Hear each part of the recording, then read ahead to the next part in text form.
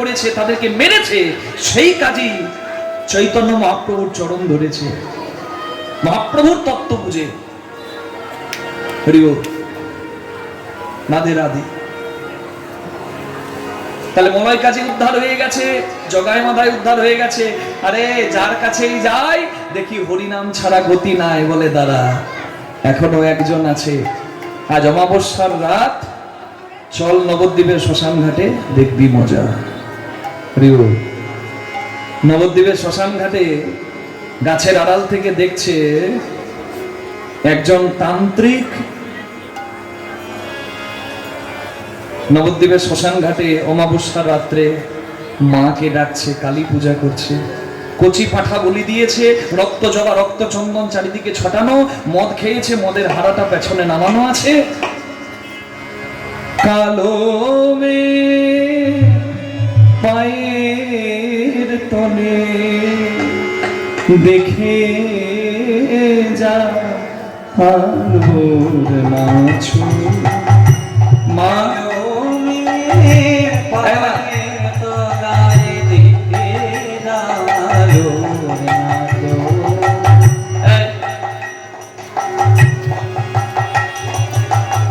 ছেলেকে কি তোর একটু ভালো লাগে না?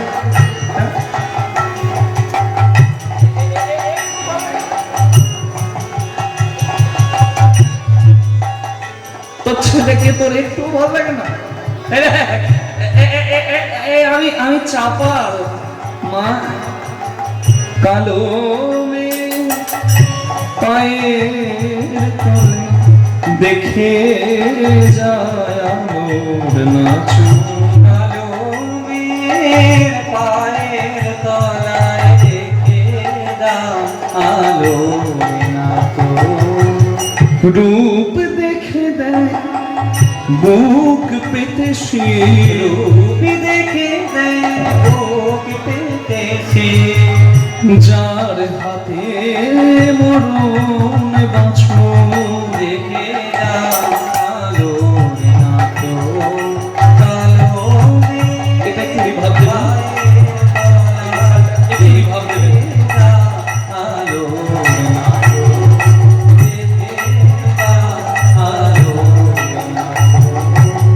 কালো মেয়ে আধার কোলে শিশুর বিশি দোলে,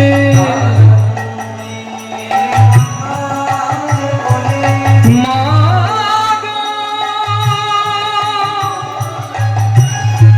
হে মা ব্রহ্মময়ী তরল বদনী মা, মা গো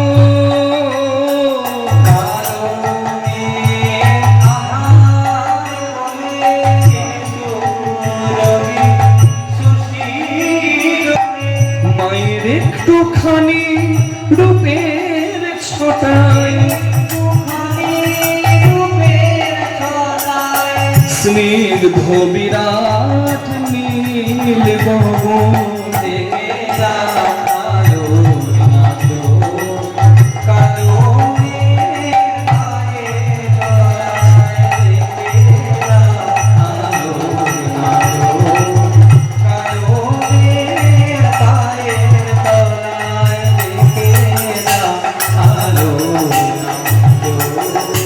পাগলি মেয়ে এলো কেশি নিশিথি দুলিয়ে কেশ, নেচে বেড়ায় দিনের ছিটা, লীলার যে তার নেই কোশেষ।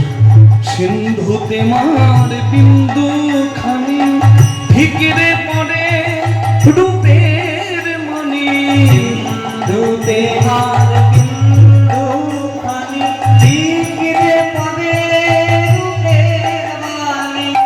বিশ্বে মায়ের রূপ ধরে না, মায় আমার তাই দিগ বস দেখে আলো নাচো, কালো মা গো মা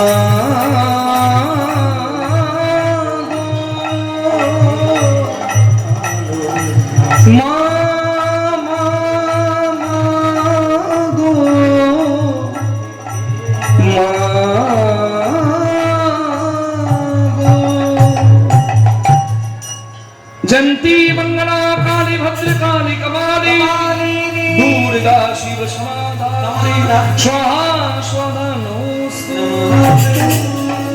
काली কৈবল্যদায়িনী মা মা জয় কালী জয় কালী মা দেখা দে মা মা এদিকে মাতৃ আরাধনায় মধ্য তান্ত্রিক চাপাল চক্রবর্তী হরি বল ভালো নাম গোপাল চক্রবর্তী চপলতা করে বলে অনেকে বলে তার নাম চাপাল গোপাল এদিকে মাতৃ আরাধনা করছে আর ওদিকে নবদ্বীপের পণ্ডিত ব্রাহ্মণ গুলো ডাক দিচ্ছে চাপাল চাপাল কে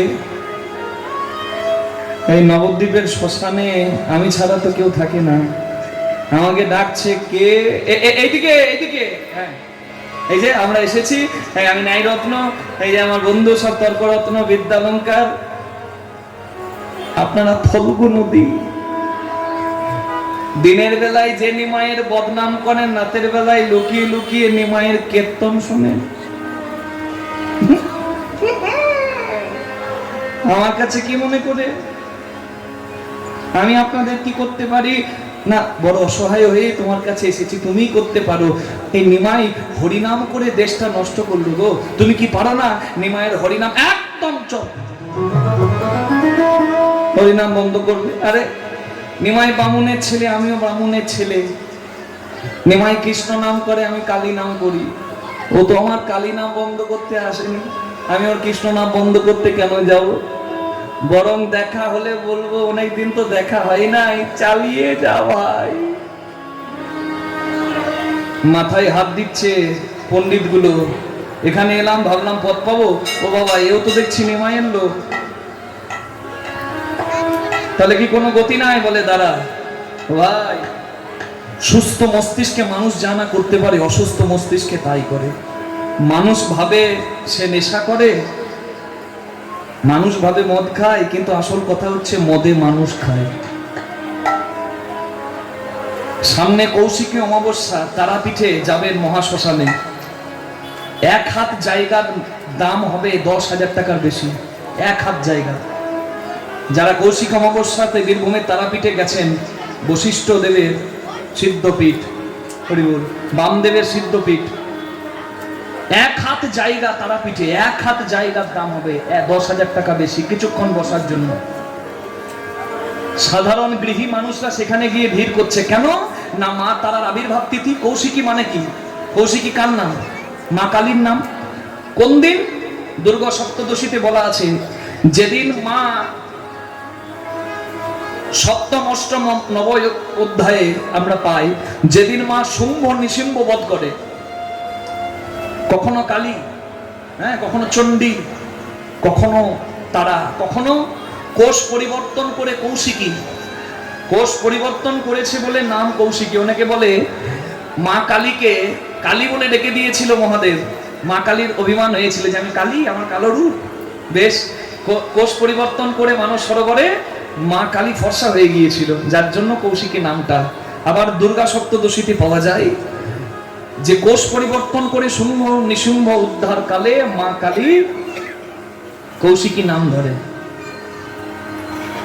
শুম্ভ নিশুম্ভকে যখন বধ করে তখন রক্তবীজ অসুরা মায়ের কাছে এসে দাঁড়ায় মায়ের কাছে এসে রক্তবীজ অসুররা দাঁড়ায় রক্তবীজ অসুররা মায়ের কাছে এসেছে মা সংহার করছে তো আসল মজার বিষয় হচ্ছে অসুরের রক্ত এক বিন্দু মাটিতে পড়ে আরো বেশি শক্তিশালী অসুরের জন্ম হয়ে যায় জগৎ জননী মা চিন্তা করলেন এদেরকে সমূলে বিনাশ করার একটাই উপায় এক হাতে কাটতে হবে গলা আর এক রূপে রক্ত পান করতে হবে মা গলা কাটলো রক্ত পান করলো কার তার সন্তানের না অসুরের অসুরের আমরা অবাক হয়ে যাই আমাদের ষড়রিপু মাতৃচরণে বলিদান দেবার আমার ক্ষমতা নাই আমার মধ্যে দুর্বৃত্ত প্রবৃত্তি মায়ের চরণে বলিদান দেবার ক্ষমতা নাই আরেকজনকে বলিদান করে আমরা মনে করি আমার মঙ্গল হবে রাধে রুদ্রচণ্ডী পুরাণে বলা আছে, মম যজ্ঞে মম দ্বারে যো নরা পশু ঘাতকা তে নরা নরক যাত্রী যত্র চন্দ্র দিবাকরম। মম দ্বারে মম যজ্ঞে, আমার নামে আমার যজ্ঞের দরজায় এসে আমার পূজাতে যো নরা পশু ঘাতকা, যে পশু হিংসা করবে, তে নরা নরক যাত্রী, সেই মানুষ নিশ্চিত নরকগামী হবে। যত্র চন্দ্র দিবাকরম, চন্দ্র সূর্য ওঠে এটা যেমন সত্য, যে যেমন কর্ম করবে কর্মফল সে তেমন পাবে, এটাও তেমন সত্য। এই কথাটির অবধারণ করে অনেক জায়গায় দেখবেন ভগবানের দেবদেবী পূজার নামে পশু হিংসা বন্ধ হয়েছে। এখনো অনেক জায়গায় বন্ধ করতে পারছে না। কেন? মনে মনে করছে যে চিরদিন হয়ে আসছে, যদি বন্ধ করে দিই কোনো অঘটন ঘটে যায়। কিন্তু মানুষ আস্তে আস্তে সজাগ হচ্ছে। রাধে, চিন্তা করে দেখুন না, শুম্ভ নিশুম্ভ, রাধে, চন্ডমুন্ড, এগুলো অসুর মা উদ্ধার করেছে। আপনারা বিহারে যাবেন, মুন্ডেশ্বরী পাহাড় বলে একটা পাহাড় আছে, মুন্ডেশ্বরী পাহাড়, এগুলো সন্ধান রাখবেন। যদি জানার আগ্রহ না জাগে, কোনোদিন কিছু জানা হবে না, যা চলে আসছে তাই জানা হবে। মুন্ডেশ্বরী নামে বিহারে একটা পর্বত পাহাড় আছে, সেখানে মুন্ডেশ্বরী নদী আছে। সেই পাহাড়ের উপরে ভারতের সর্বপ্রাচীন দেবী মন্দির, অন্যতম প্রাচীন দেবী মন্দির আছে, একটা কামাখ্যা আর একটা মুন্ডেশ্বরী। সেই মুন্ডেশ্বরীতে ভক্তরা, হাজার হাজার ভক্তরা ভিড় করে, ওখানে আছে মা মুন্ডেশ্বরী। সেই মুন্ডেশ্বরী মায়ের কাছে যদি কেউ কোনো বলি মানত করে, আমি অবাক হয়ে গেলাম যখন দেখলাম একটা ছাগল নিয়ে যাওয়া হচ্ছে, একটা পাঠা নিয়ে যাওয়া হচ্ছে, মায়ের কাছে নিয়ে গিয়ে মায়ের চরণে শুইয়ে দেওয়া হচ্ছে, মন্ত্রপুত করে দিচ্ছেন পূজারী। আর মন্ত্রপুত করে দেওয়ায় মাতৃচরণে ওই ছাগলটা অজ্ঞান হয়ে যাচ্ছে। কিছুক্ষণ পরে এই পূজারী মায়ের প্রসাদ, ওই চাল আর জবা ফুল, পত্র, পুষ্পপত্র যখন ছিটিয়ে দিচ্ছে, যেন অচৈতন্য দেহে প্রাণ চলে এলো। ওই ছাগলটা উঠে চিৎকার করছে, মায়ের প্রসাদী সিঁদুর মাথায় পরিয়ে দিচ্ছে, বলে মা গ্রহণ করেছে, যাও। কত সুন্দর দৃষ্টান্ত! হিংসাত্মক আচরণ হলো না, অথচ মাতৃচরণ নিবেদন হয়ে গেল। এগুলো দিকে দিকে ছড়িয়ে পড়ছে না কেন? ভালো কথা প্রচার কম তো। এ কথা মানুষের চৈতন্য দেবে, মানুষের চোখ খুলে দেবে, এ কথা প্রচার নাই। তাহলে মা কালীকে রক্ত খাকি করেছে কারা? স্বার্থ সিদ্ধি নিজেদের হবে এটা ভেবেছে যারা। মায়ের নামে দিলে প্রসাদ পাওয়া যাবে। আমার গ্রামে আমাকে বলছে, কৃষ্ণদাস আজকে তোমার নিমন্ত্রণ, তুমি তো কীর্তন করো, তুমি তো নিশ্চয়ই কালীর প্রসাদ পাবে না। নিশ্চয়ই প্রসাদ পাবো, কেন পাবো না? নিশ্চয়ই প্রসাদ পাবো। তা প্রসাদ কি হবে? বলছে কেন? মায়ের প্রসাদ হবে, খিচুড়ি হবে, পাঁঠার ঝোল হবে। পাঁঠার ঝোল হবে, মায়ের প্রসাদ হবে। রাধে রাধে, হরি বল। তাহলে চিন্তা করে দেখুন, আস্তে আস্তে মানুষের চৈতন্য হচ্ছে, মানুষ ভালো পথে এগিয়ে যাচ্ছে। এতদিন তোকে হয়ে আসছে, তাই তো যদি কোনো বিপদ হয়ে যায় এটা ভেবে অনেকে পিছিয়ে আছে, তবে পিছিয়ে থাকবে না। মানুষ জ্ঞানের আয়তায় সবাই আসবে। হরি বল। হিংসা দিয়ে কোনোদিন জগতে কোনো কিছু মহৎ উদ্দেশ্য সাধন হয় না। হরি বল। তাহলে কৌশিকী অমাবস্যার দিনে মা তারার আবির্ভাব তিথি, বশিষ্ঠ দেব সাধনা করেছিলেন, বামদেবও সাধনা করেছিলেন। তারাপীঠে যাবেন, গৃহী মানুষরা সেখানে গিয়ে ভিড় করছে। আরে কৌশিকী অমাবস্যার দিনে গৃহী মানুষের মঙ্গল হবে। বাড়িতে যদি বাড়িতে জিনিসপত্র পরিষ্কার পরিচ্ছন্ন থাকে, বাড়িটা যদি সৃজনশীল থাকে, বাড়িতেই মঙ্গল। আর কৌশিকী অমাবস্যার দিনে তারাপীঠে গিয়ে ভিড় করছে। আর কি আচরণটা করছে? জগৎজননী মায়ের কাছে মদ মাংসে ডুবে আছে। তাহলে বলুন, সত্যিকারের কি আমরা মায়ের সেবা করতে পারছি? আমার মা বটিতে সবজি আমান্য করছে, আমি একটা কুকুরের লেজে পা দিয়ে এসেছি, কুকুরটা আমাকে তাড়ছে। মা কি করবে আমাকে কুকুরে যদি তাড়ে? মা নিজের কাপড় ঠিক করবে না ওই বটিটা ধরে নিজের ছেলেকে বাঁচানোর জন্য মা তার পিছু যে ধাওয়া করছে তার দিকে ওই অস্ত্র নিয়ে যাবে? কি করবে? ছেলেকে বাঁচানোর জন্য অস্ত্র তুলবে, নিজের বসনটাও দেখবে না কাপড় খুলে যাচ্ছে কিনা। তাহলে জগৎজননী মা যিনি বিবসনা হয়ে দিগম্বরী, যিনি দিকি তার বসন, তিনি উলঙ্গ কেন? সন্তানরা বিপদে পড়েছে, সৃষ্টিকে রক্ষা করতে হবে বলে তিনি নিজের বসনের দিকে না তাকিয়ে অসুর সংহার করেছে। যদিও দোষটা আমার, আমি কুকুরটার লেজে পা দিয়েছি, তবু আমার মা বাঁচাবার জন্য বটি তুলে দৌড়াবে কুকুরের পেছনে। তাই প্রত্যেক সন্তান কামনা বাসনা এই ষড়রিপুর দায়ে বিপদ ডেকে আনছে, কিন্তু জগৎজননী মা তো সন্তানের বিপদে দাঁড়িয়ে থাকবে না। তাই মা কামনা বাসনা রসুর গড়ি নিজের ভুলে মায়ের অমন কোমল হাতে আমি খড়গ দিলাম তুলে, অন্য কেউ দেয়নি। নিতাই গৌর প্রেমানন্দে হরি হরি হরি হরি হরি হরি গো। নিজের কামনা বাসনা যদি মাতৃচরণে অর্পণ না করতে পারি, চৈতন্যময়ী তুমি আমায় চৈতন্য দাও, এইটুকু যদি বলতে না পারি, তাহলে মাতৃ সাধনা হবে না, মায়ের চরণে আত্মনিবেদন হবে না। হরিবোল। আমার বাড়িতে বৈষ্ণবী কালী পূজা হয়, আমার বাবা করেছে, আমার দাদু করেছে, আমিও করি। প্রত্যেক বছর কালী পুজোর দিন আমি বাড়িতে থাকি, আমার মাকে আমি নিজের হাতে পুজো করি। তাই গৌর হরিবোল।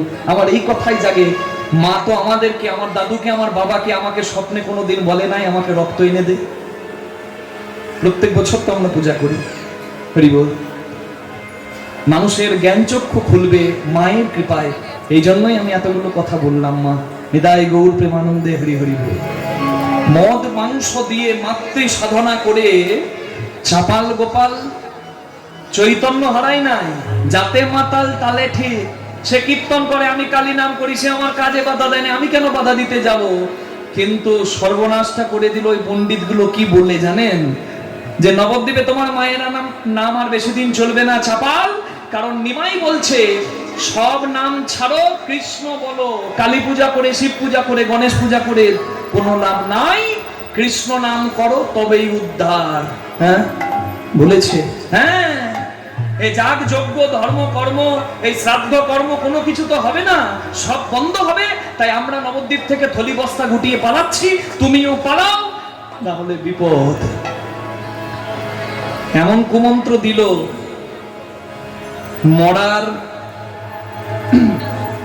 মরা ওই মৃত ছাগ মুন্ডটা হাতে নিয়ে, এক হাতে মদের ভাণ্ড হাতে নিয়ে, ঘোর রজনীতে চলিল চাপা,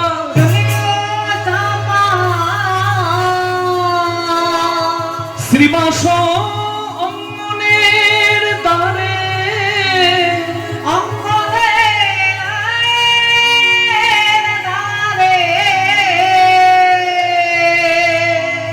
এক হাতে তার আছে সুরা ভাণ্ড, ছাগ মুন্ড এক করে,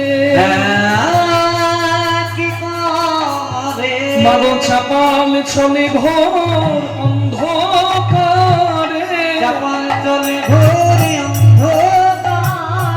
মুখে জয় কালী বলে,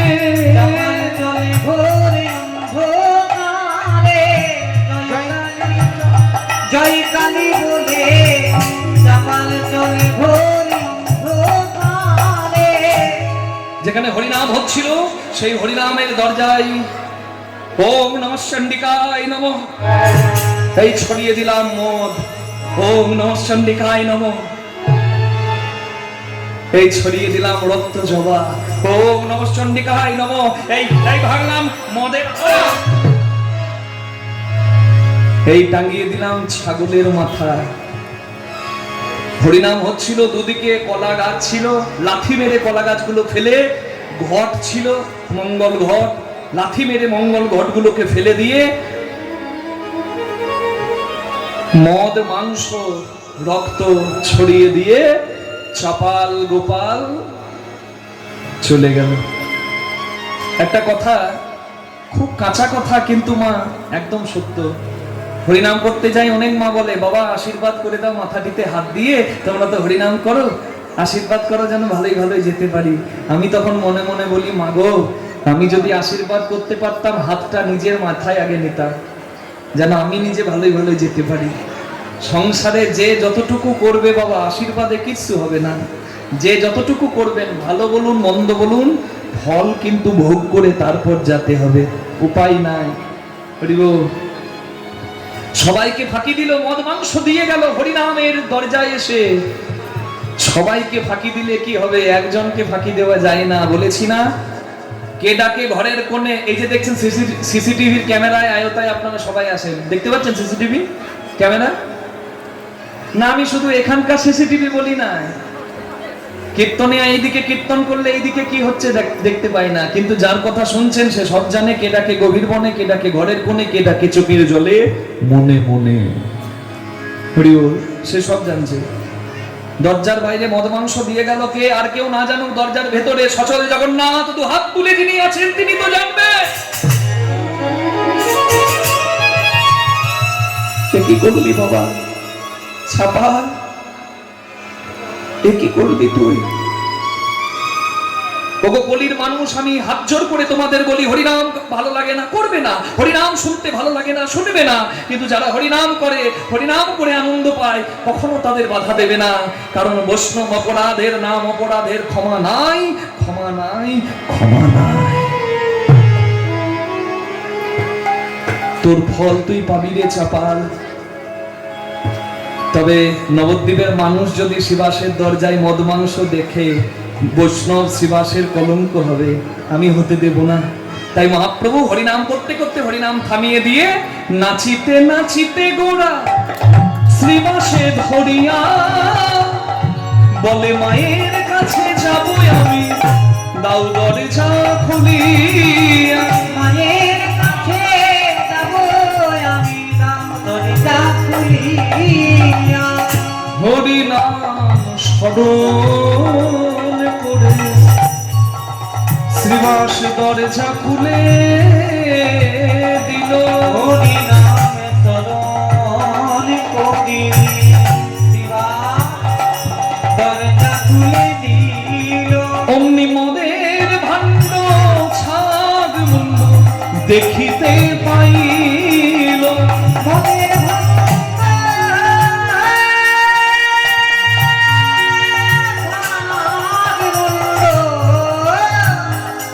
দেখিতে পাইল, মদের ভাণ্ড ছাগ মুন্ড দেখিতে পাইল।